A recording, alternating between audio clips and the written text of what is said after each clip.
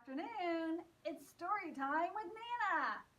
The story today is The Most Magnificent Thing, written by Ashley Spires.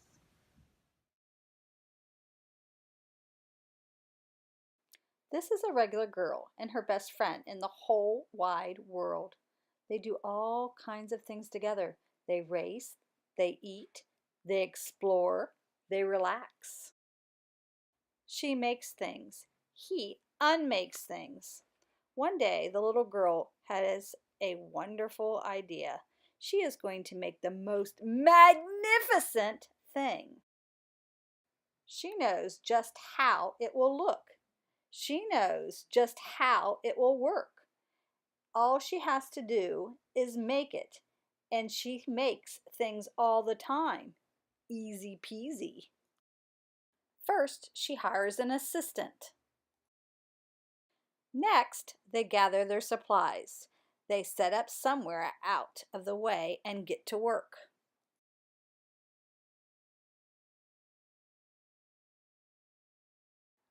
The girl tinkers and hammers and measures, while her assistant pounces and growls and chews. When she is finished, she steps back to admire her work. She walks around one side. Her assistant examines the other side. It doesn't look right. Her assistant picks it up and gives it a shake. It doesn't feel right either.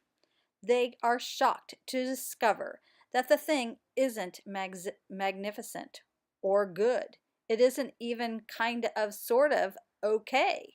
It is all wrong. The girl tosses it aside and gives it another go. She smooths and wrenches and fiddles. Her assistant circles and tugs and wags. When she is finished, she stands up and takes a long look at it. Her assistant gives it a nudge with his paw. The thing is still wrong. She decides to try it again. The girl saws and glues and adjusts. She stands and examines and stares. She twists and tweaks and fastens. She fixes and straightens and studies. She tries all different ways to make it better. She makes it square. She makes it round. She gives it legs. She adds antenna. She makes it fuzzy. She makes it long, short, rough, smooth, big, small. One even smells of stinky cheese, but none of them are magnificent. Her hard work attracts a few admirers, but they don't understand. They can't see the magnificent thing that she has in her mind. She gets mad. The angrier she gets, the faster she works. She smashes pieces into shapes. She jams parts together. She plummels the little bits in. Her hands feel too big to work, and her brain is too full of all the not right things. If only the thing would just work! Crunch! The pain starts in her finger. It rushes up to her brain, and she explodes! It's not her finest moment.